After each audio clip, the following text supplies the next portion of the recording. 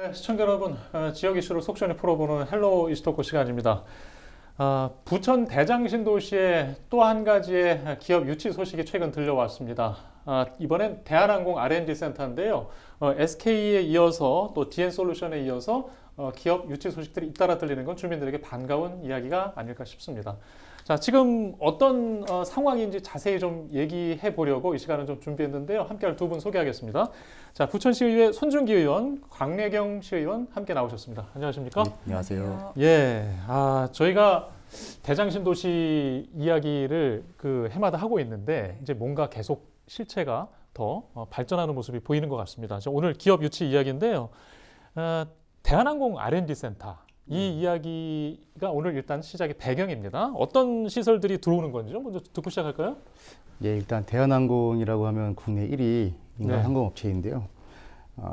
대장 신도시의 제2도시 첨단 산업단지 내에 R&D 센터하고 교육 복합 단지가 생깁니다. 그 안에 구체적으로 말씀을 드리면 요즘 우리가 기술적으로 또 이제 산업적으로도 엄청나게 주목을 받고 있는 무인항공, 그래서 무인항공 연구소가 생기고요. 그 조립장이 생기고 그다음에 그것을 운행하는 운항 훈련센터가 생기고요. 그리고 마지막으로는 안전체험관, 이 네 가지 시설들이 생기는데요. 일단 무인 연구소와 조립장에서는 그 UAM이라고 하는 도심 교통항공, 그러니까 이제 인력이나 물자를 드론으로 이동시키는 그런 것인데요. 이 관련해서 소프트웨어나 뭐 인공지능 관련된 부분들이 집중적으로 연구가 될 것 같고요. 그리고 아시아 최대 규모로 들어선다고 합니다. 그 운항 훈련센터가 그곳에 30개 시뮬레이터가 들어올 계획이고요. 그리고 국내외 조종사들이 매년 한 21,600명 정도가 방문을 해서 교육을 받을 걸로 예상을 하고 있습니다. 예. 지금 이제 김포공항이 사실 인근에 우리 곁에 항상 있었지만 이게 뭐 고도 제한이라든가 소음이라든가 이런 불편한 시선으로만 우리가 느껴왔었는데 갑자기 R&D 센터가 들어온다고 그러니까 좀 완전히 다른 의미로 좀 받아들이는 것 같아요. 이게 어떤 의미로 좀 지역에서 해석하는 거예요? 일단은 우리가 대장동에 첨단 산업단지의 앵커 기업들을 몇 가지 손을 꼽자면 SK가 있고요. 그다음에 DN솔루션이 있는데 이번에 세 번째로 대한항공이 입주를 하게 된 겁니다. 그렇게 되다 보면 이 세 가지 기업들이 들어온다는 것은 대장 신도시의 첨단 산업단지가 이제 대외적으로 어느 정도 인정을 받은 곳이다. 여러 가지 산업 요건이 충족되어 있고 AI나 이런 최신 기술 접목시키 너무 좋다. 교통 인프라도 좋고 그래서 그런 것들을 인정받는 계기라고 생각을 하고요. 그리고 석학 이상의 인력이 1,000명 정도 들어오는 걸로 예상을 하고 있습니다. 그럼 그분들이 들어오게 되면 주거, 직장, 산업 이 세 가지를 또 시에서 충족을 해줘야 되거든요. 그럼 관련된 부분들이 또 이제 발전을 할 거라 기대를 하고 있고요. 이런 대기업들, 앵커 기업들이 들어오면 특히 대한항공이 이번에 들어올 때 무인항공이라고 하는 것은 소프트웨어나 인공지능이 엄청나게 중요한 부분이기 때문에 관련되어 있는 또 다른 부수적인 기업들이 장기적으로 보면 점차적으로 들어오지 않겠나. 그래서 결국은 항공산업이 부천에 집중되는 직접 효과를 느낄 수 있을 거라고 생각을 하고요. 또 아까 말씀드린 것처럼 21,600명 정도의 국내외 조종사분들이 온다고 하면 그분들이 머물러야 될 숙소, 이제 관광, 오락, 뭐 여러 가지 교통도 마찬가지고요. 또 그 수요를 충족해줘야 되는 여러 가지 서비스 업종들이 있을 텐데 그런 것들이 점점 파생적으로 늘어나서 부천시의 경제적으로도 많은 좀 큰 이익을 줄 수 있을 거라고 생각을 하고 있습니다. 사실 부천이 지금 성장해온 그간의 과거를 보면 이 중소기업, 제조업 중심의 어떤 성장 동력으로 굉장히 부천이 발전해 왔는데 이제는 좀 다른 시각으로 좀 봐야 되는 것 같아요. 곽 의원님 어떤 게 제일 기대되세요? 그러니까 우리 시가 지금 이제 되게 손준기 의원님께서 지금까지 우리가 나온 망라된 이 모든 이야기들 다 해주셨어요. 근데 이제 한 세 가지 정도로 축약을 해서 본다면 이제 부천에서도 항공산업이 시작되는구나. 그러니까 지금까지 항공, 우주 이런 쪽이 경남 사천에 가면 대규모 공장들이 아주 거대하게 즐비해 있거든요. 그래서 그냥 항공산업은 그냥 사천이나 이렇게 이게 연결되는 것들이 있었는데 어떻게 보면 그래 사천은 그러면은 뭔가를 만들고 공장이 돌아가고 가동된다면 이제 부천에서는 항공산업과 관련된 연구를 하고 네. 훈련을 하고 교육을 하고 뭔가 또 새로운 인프라를 여기서 형성될 수 있겠구나라는 되게 그 사천과는 조금 다른 예. 우리만의 색깔을 입혀갈 것 같고 그렇게 되면 그 하늘 산업이라는 게 우리도 여기서부터 뭔가 지능적인 부분에서는 시작이 되는구나라는 기대가 있고요. 두 번째는 결국은 이 훈련 시설을 만들고 이 대한항공과 아시아나국이 또 합병하면서 지금 세계 10의 글로벌 항공사가 됐습니다. 그러니까 이런 거대한 항공사들이 운영하는 그 조종사가 예를 들면 조종사들이 1년에 한 번은 이렇게 반드시 훈련을 받아야 된대요. 그 훈련을 받는데 그 인구가 2만 1,000명인데 인원이 2만 1,000명인데 그 유입되는 그 양들을 보면 그 2만 1,000명이 그냥 왔다 머물고 가는 게 아니라 1박 2일을 훈련을 하시고 간대요. 그러면 당연히 아까 이야기한 대로 막 숙박도 있어야 되고요. 1박 2일을 그냥 갔다가 또 오시는 분도 있겠지만 그 어쨌든 문화라는 게 형성이 될 것 같아요. 그 도심 안에. 그러니까 그런 것이 우리 경제적 구조의 순환적인 역할을 하게 될 것이다라는 기대를 하게 되는 거고 드러나지 않았던 이번에 저도 이 방송을 준비하면서 알게 된 것도 하나는 뭐냐면 이 안전체험관이라고 하는 부분하고 박물관을 여기다 유치할 예정이라고 합니다. 항공과 관련된 박물관과 안전체험, 우리 대한항공에서 안전체험을 하는 훈련 등을 하는데 안전훈련하는 시설들 중에 공개할 수 있는, 개방할 수 있는 부분을 우리 시민들에게 개방한다고 하는 거예요. 그러니까 그 부분은 이 시설이 그냥 기업으로서의 기능도 하지만 시민들과 함께 할 수 있는 기업으로서의 어떤 역량과 역할을 할 수 있다는 지점에서 한 3가지를 기대 효과를 정리해 보니까 매우 이번에는 큰 일을 우리가 잘했구나라는 그런 생각이 듭니다. 곽 의원님이 부천시를 상대로 이렇게 큰 일을 잘했다라는 얘기를 제가 처음 들어보는 것 같습니다. 쉽지 않은 일이에요. 좀 말하고도 좀 어색하시죠. 자, 계속해 보겠습니다. 일단 자, UAM 얘기하셨는데 이게 이제 도심 항공교통 요거는 요즘에 그 많이들 아실 겁니다. 뭐 직접 설명 더 해주세요. 이게 어떤 장점이라든가 기대를 더 안겨주고 있는 거 아니에요? 근데 이런 거예요. 도심 항공교통 말이 어렵고 UA, 어반 에어 모빌리티를 이렇게 부르더라고요. 저도 궁금해서 찾아봤거든요. 근데 쉽게 얘기하면요. 이미 예전부터 아이들이 그림 미술 도화지에다가 하늘을 나는 자동차를 그렸습니다. 그거를 이제 조금 더 현실화할 수 있는 어떻게 현실화할 수 있는지 연구하고 이제 작동할 수 있는 그런 단초를 여기서 고민하고 그 설계를 한다라는 뜻이고요. 그리고 그 하늘을 나는 자동차의 가장 기본적인 게 하늘을 날았으면 이제 땅으로 착륙해야 되잖아요. 그 땅으로 착륙하는 착륙 지점들, 이 착륙에 관한 사항을 인천공항과 우리 김포공항에 그 착륙지를 지금 국가가 지원하고 있고 하겠다는 계획을 발표했어요. 그러고 나니까 이제 이 도심교통이란 그 하늘을 나는 이 자동차에 대한 좀 더 구체적으로 다가가는 거고 착륙지도 만들었으면 어딘가를 이제 가는 정류장도 만들 거고 뭔가 조금 더 구체적인 계획들이 나올 거라는 기대를 하게 됐고요. 그리고 실제로 대한항공을 통해서 이번에 연구소를 통해서 이게 조금 더 한 발자국 가는 그런 센터들을 기점을 만든다고 하니 그 부분에서는 조금 아마 또 하나의 항공산업이 아까 말씀드린 하늘산업이 뭔가를 한 발자국 가게 되는 계기라고 봅니다. 방금 우리 김포공항이라고 얘기하신 거 아세요? 그래서 저도 깜짝 놀랐어요. 그래서 지금 우리 김포공항이 갑자기 됐습니다. 아니 뭐 사실 맞죠. 뭐 저희가 이제 R&D 센터까지 들어오고 미래 항공의 도시가 되는 부천을 미리 내다볼 수 있고.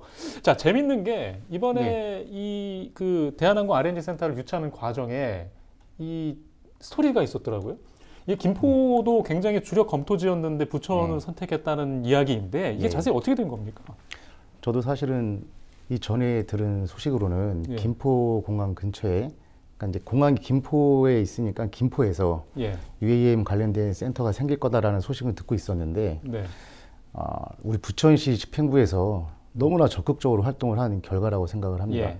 그러니까 저도 이야기를 들어보니까 전략 담당관을 통해서 얘기 들었는데 24년도 4월에 어떻게 대한항공 본사를 방문할 만한 기회가 있었다고 하더라고요. 근데 이제 그때 이 기회를 잡아야 된다라는 생각으로 한 10여 차례를 계속 집중적으로 방문을 했다고 합니다.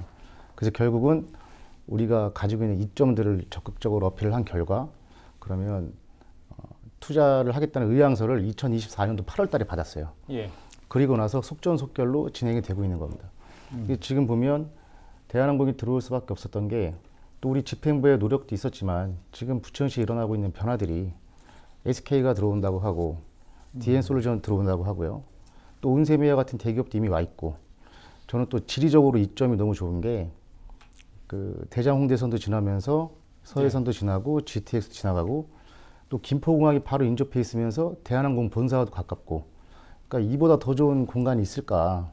예, 그리고 또 얼마 전에 부천고등학교가 과학고 전환이 됐지 않습니까? 그러면 그 과학고에 다니는 우리 부천시 안에 있는 인재들을 교육적으로나 직업적으로 연계해서 할 수 있는 정책들이 기업에서 봐도 메리트가 있을 거라고 생각을 합니다. 예, 그래서 그런 여러 가지를 종합적으로 검토를 해서 한 1년 좀 넘는 기간 동안 우리 집행부의 결실이 더해져서 입주를 하게 된 것 같습니다. 좋은 소식이다 보니까 막 여기저기 다 이어서 얘기를 해도 다 말이 되는 것 같아요. 지금 부천구까지 연결되는 줄은 제가 그건 좀 확인해 봐야겠습니다만은. 자, 어쨌든 자, 이게 그 질문을 여러 개 준비했는데 이미 뭐 좋은 얘기를 중복하는 또 말씀을 해주셔서 제가 생략은 좀 해가면서 질문 드릴게요. 이게 R&D 센터는 연구개발단지잖아요. 이게 부천 대장신도시로 선회하게 된 배경, 이게 자리하게 된 배경도 되게 궁금해요. 그러니까 R&D 센터가 선회한 게 아니라 우리 대장동 신도시가 개발되는 그 계획 단계에서 이곳을 첨단 산업단지로 조성하는 것으로 하고 첨단 산업단지가 한다는 그 지점에서의 부분은 제조업에 대한 좀 제한점들이 있어요. 예를 들면 오염물질을 배출할 수 있는 그런 제조업은 들어올 수 없습니다. 그래서 뒤에서도 나오겠지만 우리가 항공 정비하는 거 있잖아요. 정비하는 것도 굉장히 유관 있는 산업임에도 불구하고 우리 시에도 삼정동에 있어요. 근데 그 시설이 들어오면은 훨씬 이런 시너지 효과가 날 텐데 그거 자체가 우리 첨단 산단에는 들어올 수가 없습니다.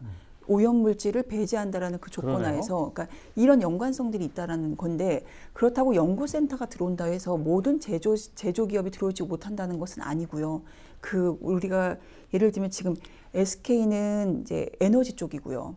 그리고 DN 그 솔루션은 그 두산 옛날에 두산 공작기계라고 해서 기계를 깎는 기계를 만드는 곳이에요.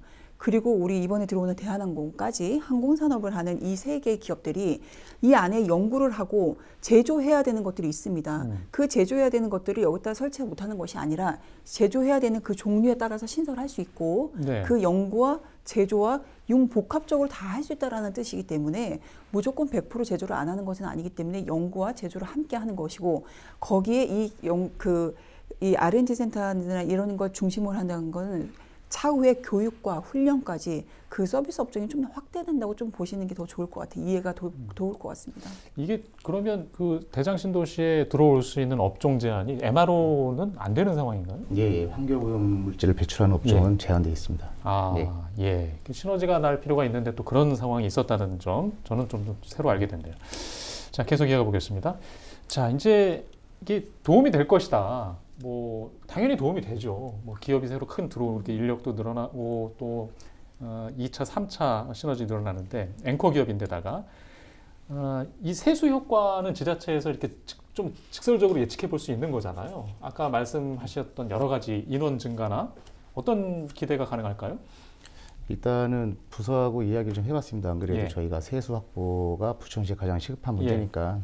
근데 아직 정확한 면적이나 이제 규모, 인력 규모나 이런 것들이 어느 정도 구체적으로 잡히지는 않은 상태여서 대한항공 자체 가지고는 저희가 추산하진 않았고요. 다만 제가 비교를 해보려고 알아본 데가 삼정동에 데이터 센터를 지금 짓고 있는 데가 있는데 대한항공이 지금 들어오는 것에 비하면 엄청 작은 규모지 않습니까? 그럼에도 불구하고 최초의 그 건물을 지을 때 취득세가 130억 정도가 들어온다고 합니다. 그러니까 지금 대한항공 같은 경우에는 그보다 훨씬 더 많은 몇 배 많은 금액이 들어올 거고요.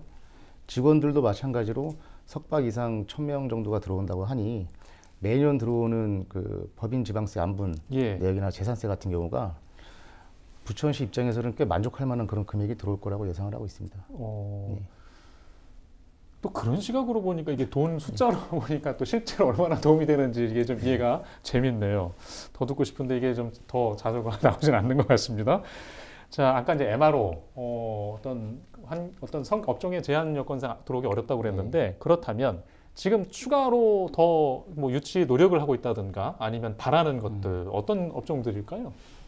일단 시에서는 그 바이오 헬스, 그리고 미래 자동차, 그리고 정밀 제조, 로봇 이런 고부가 가치 산업들을 계속 지금 예. 찾아보고 있습니다. 왜냐하면 SK 그린 테크노가 결국은 친환경 배터리이기 때문에 미래차 관련해서 우리가 관심을 안 가질 수가 없고요.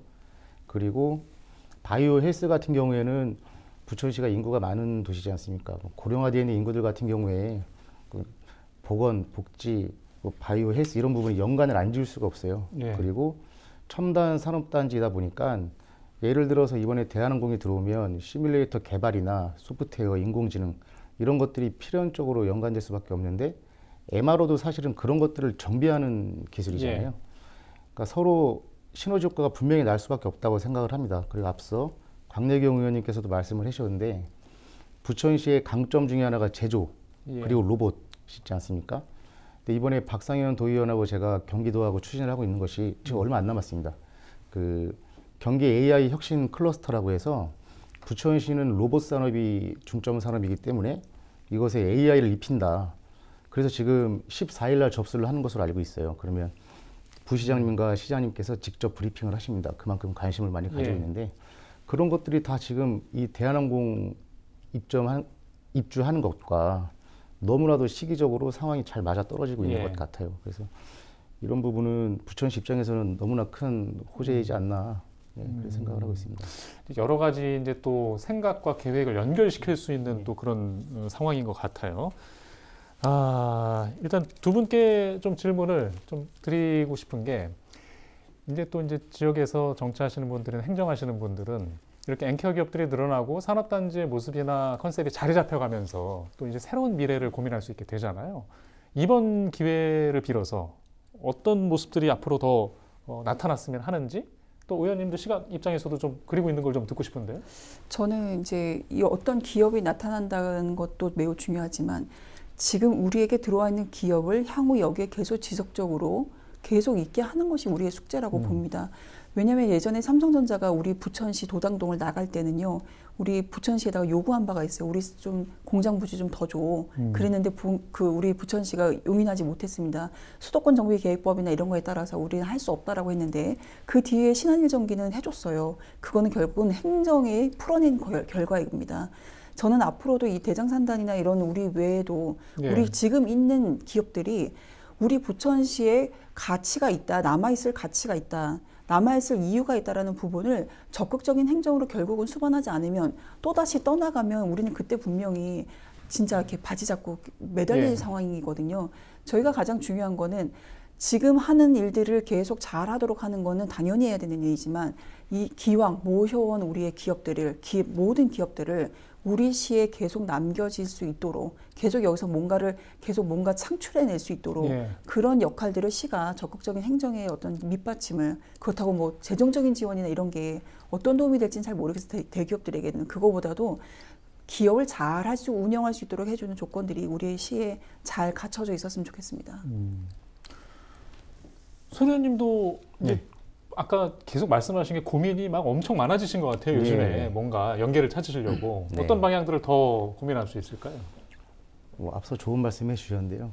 일단은 대기업들이 들어오는 거를 시에서 반기는 이유는 결국 시에 살고 있는 시민들의 삶이 예. 좋아지는 것이 근본적인 목적이지 않습니까? 그래서 이 기업들이 오랫동안 우리 지자체의 털을 닦고 우리 재정 여건을 좀 개선시켜 준다면 그게 오롯이 우리 부천 시민들한테 가지 않을까. 그리고 한 가지 생각을 했던 게 우리가 문화도시, 관광도시라는 예. 그 주장 자주 하지 않습니까? 대외적으로. 근데 사실 문화관광에 그렇게 특별한 강점이 없거든요. 근데 차라리 이번 기회에 항공도시 부천, 항공관광도시 이런 식으로 하면 뭔가 비슷하게라도 좀 유의미한 결과가 나오지 않을까 싶습니다. 왜냐하면 이게 공항도 인접해 있고 인천공항과 김포공항 사이에 있으면서 대한항공 그 UAM 관련된 R&D 센터가 들어온다고 하니 또 매년 21,600명 정도의 국내외 조종사들이 교육을 받으러 온다고 하니까 그런 타이틀을 하나 가져가는 것도 가능하지 않을까 싶습니다. 예. 제가 오늘 짧은 시간 오늘 이야기를 해보니까요. 다가오는 내년 지방선거 때 공약 타이틀들이 다 바뀔 것 같아요. 예, 알겠습니다. 자, 오늘은 일단 준비한 질문 여기까지고요. 뭐 이렇게 반가운 그 소식과 함께 이야기를 할 수 있어서 저도 모처럼 좀 즐거웠던 시간이었던 것 같습니다. 예, 이슈토크 일단 부천 대장신도시에 앵커 기업을 추가로 유치했다는 사실 전해드리면서 오늘 이야기는 여기서 마치겠습니다. 시청해주신 여러분 고맙습니다.